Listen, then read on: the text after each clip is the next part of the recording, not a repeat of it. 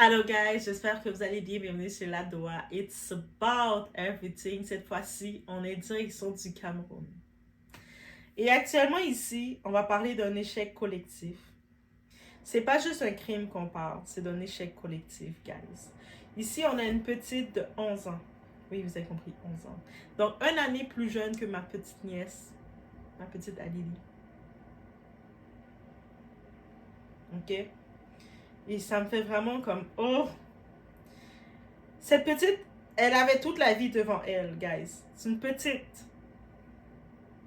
On peut même pas savoir c'est quoi qu'elle voulait faire quand elle est grande. Tu sais, vous savez, quand à cet âge, on les demande c'est quoi que tu aimerais devenir. On peut même pas lui demander. On n'a même pas laissé la chance. Elle a été appelée. Elle a appelé à l'aide pendant des heures. Elle a crié au secours, au secours. Et personne n'est sorti. Pendant des heures. Pour être précis, pendant 4 heures. Divine. Divine. Un changement doit être fait en ton nom. Un changement dans ce pays doit être fait en ton nom. C'est pas en vain toute cette souffrance. On y va. Une vidéo très intense, guys. Je vous dis d'avance. Très frustrante surtout. Divine Embarga. C'est pas en vain tout ça. Ton expérience va être un élément pour le changement. On est chez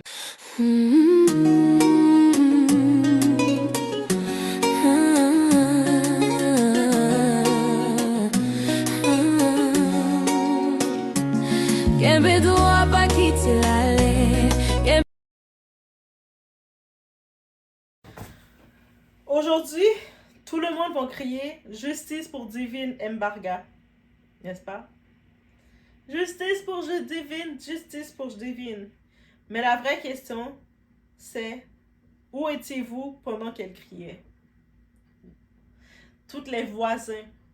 Parce que c'était dans un endroit où il y a des portes à côté, il y a des gens qui demeuraient. Selon les informations, moi, Dambé Eric, vous allez voir son image apparaître, c'est lui, cet individu. Ben, c'est un technicien en bâtiment à Yaoundé. Donc, c'est un travailleur, un professionnel. Il est père du camarade de la petite. Ça veut dire qu'il avait un lien de contact et pour une petite de reconnaître, par exemple, ça c'est le papa d'un tel, c'est un lien de confiance. Les enfants, ils créent des liens de confiance. Je suis au travail, j'ai vu un petit enfant arriver avec sa maman, il m'a reconnu il était revenu, il m'a reconnu il y a plusieurs semaines, il m'a dit « Hey, je te connais !» Parce qu'il m'avait vu il y a plusieurs semaines, moi je le reconnaissais même plus parce qu'il voit beaucoup de monde au travail. Donc imaginez, les enfants, ils font les liens rapidement comme ça. Et puis, tu sais, ils se rappelaient, hey, elle avait l'air super sympa, je me rappelle d'elle. Il m'avait gardé dans sa mémoire. Puis moi, j'étais comme, ah oui! Moi, je me rappelle plus de lui. Mais imaginez. Donc, elle, cette petite, elle reconnaissait ce monsieur comme étant le papa de son camarade. On garde ça en tête, guys.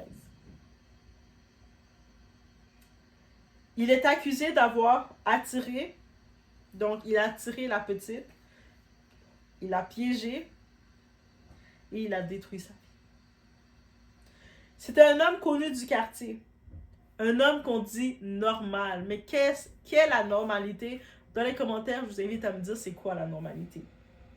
Un homme en qui personne ne voyait le danger. Qui a l'air son problème, père de famille, on peut comprendre, je ne sais pas combien d'autres enfants qu'il a. Sûrement, s'il est père de famille, il doit aussi avoir sa femme et tout ça. Peut-être le dimanche pour se donner bonne conscience, il va à l'église. Bref. Et c'est ça le problème. Parce que les monstres aujourd'hui ne ressemblent plus à des monstres. C'est pas comme ça on va avoir un prédateur, méfie-toi de ça. Des fois, celui qu'on va dire de se méfier, c'est lui qui pouvait nous protéger. Les monstres, maintenant, ils ressemblent à des voisins, à des pères de famille, à des hommes respectables, à des hommes de Dieu même. Donc, on y va dans les faits, sans aller trop dans les détails, mais si vous voyez ce réseau, vous avez accès aux détails. De 23h jusqu'à 3h du matin, il y a un enfant qui criait. Elle criait, elle essayait de se débattre. Donc, on peut imaginer, on compte rapidement, c'est près de 4 heures de temps.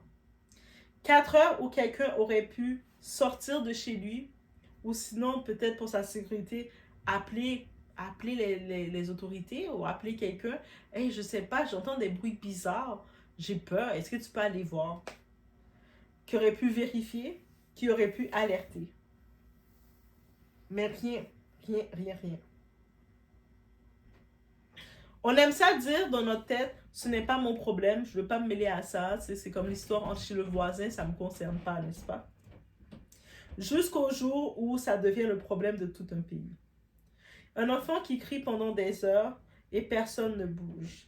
Pas parce que les gens sont incapables, mais parce qu'ils sont habitués à ne pas intervenir. On a normalisé, ça ne me regarde pas. Je ne veux pas de problème, chacun chez soi. Résultat, le danger devient invisible, le crime devient possible et l'innocence devient victime.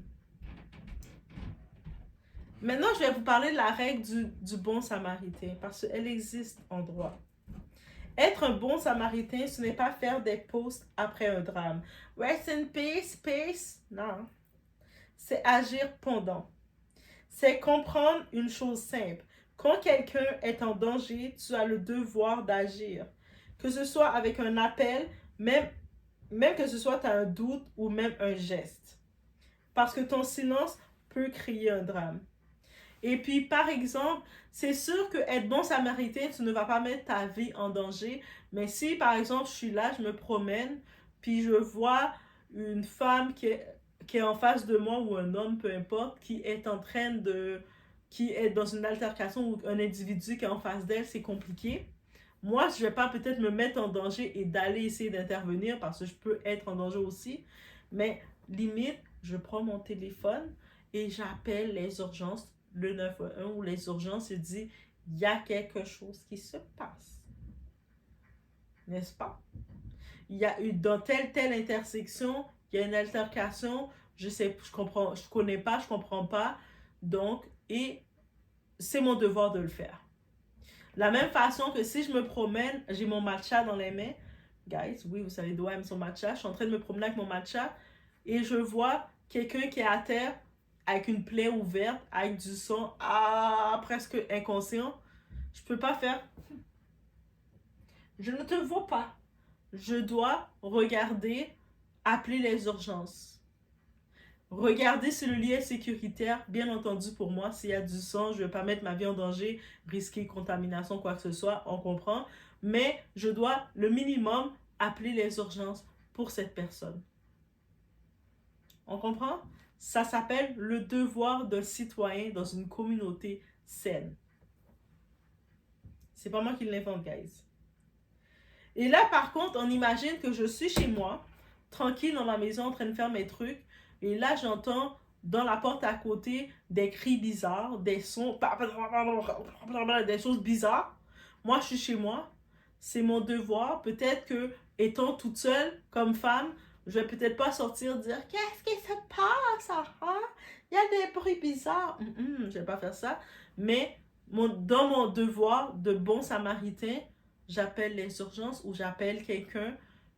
Tu sais, techniquement, je suis dans un pays que je peux appeler les urgences, mais si vous êtes dans un pays qu'il n'y a pas accès aux urgences, essayez d'appeler quelqu'un d'autre, d'appeler une sécurité, d'appeler la gendarmerie, d'appeler les soldats, d'appeler quelqu'un d'autre pour essayer de sortir. Si plusieurs voisins sortent, ça peut arrêter le truc. Actuellement, ce monsieur-là qui a fait ce crime, il avait mis son fils pour se faire le gay, pour surveiller qu'il n'y a personne qui vient. C'est-à-dire qu'il y avait un petit garçon devant la porte qui disait, qui surveillait que quelqu'un ne vienne pas. Vous imaginez. Aujourd'hui, tout le monde crie justice pour Divine Merga, mais la vraie question c'est, vous étiez où pendant qu'elle criait? Selon les informations, c'est ça qui arrive.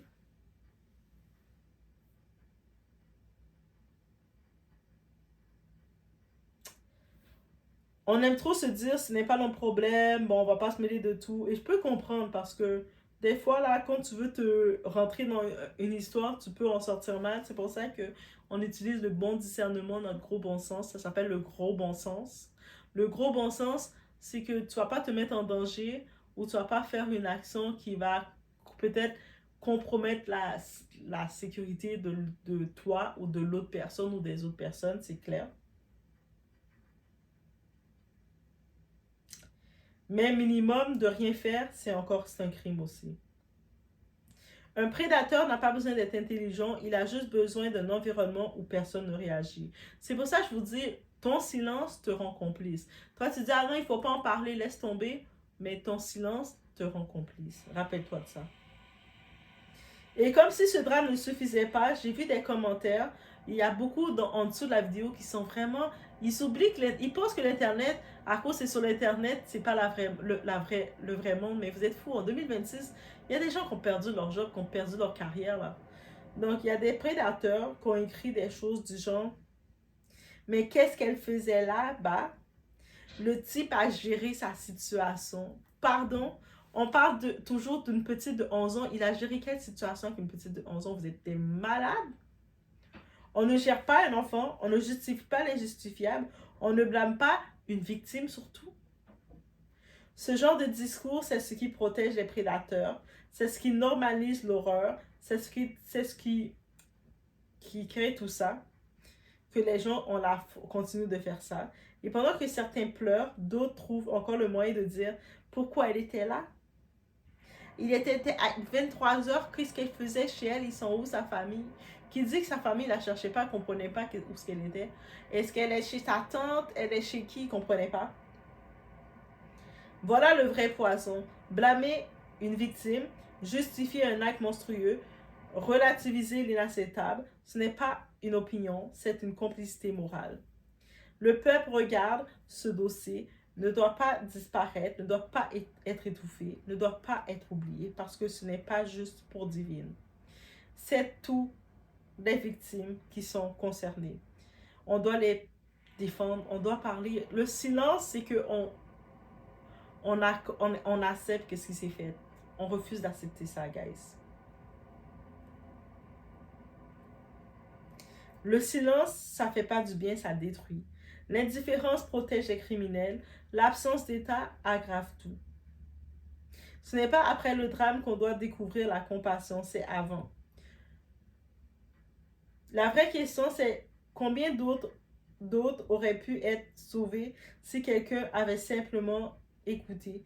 Aujourd'hui, tout le monde dit justice pour divine, mais la vérité, c'est que la justice commence par le comportement de chacun. Si rien ne change, il y aura une autre divine. Ne soyez pas les témoins silencieux du prochain drame. Partagez cette vidéo. Parlez-en. Éduquez-vous. Protégez-vous. Parce que demain, ça pourrait être l'enfant ou la connaissance, votre soeur, votre cousin, votre frère ou peu importe de quelqu'un que tu aimes. Donc, partage. Dénonce. Réveille les consciences parce que le prochain drame ne serait pas un accident, ce serait une conséquence.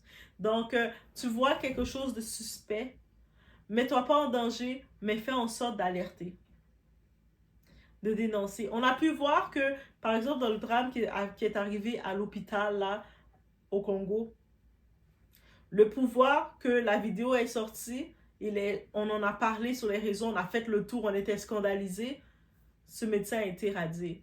Mais si on n'avait pas montré de l'intérêt pour repartager cet événement, est-ce que la femme du président serait déplacée pour ça? Je ne pense pas. Donc, on peut faire changer les choses. On ne veut pas une autre deal. On doit utiliser pour que ça n'arrive plus, même si c'est comme trop espéré. Mais au moins, connaissez la loi du bon samaritain. OK?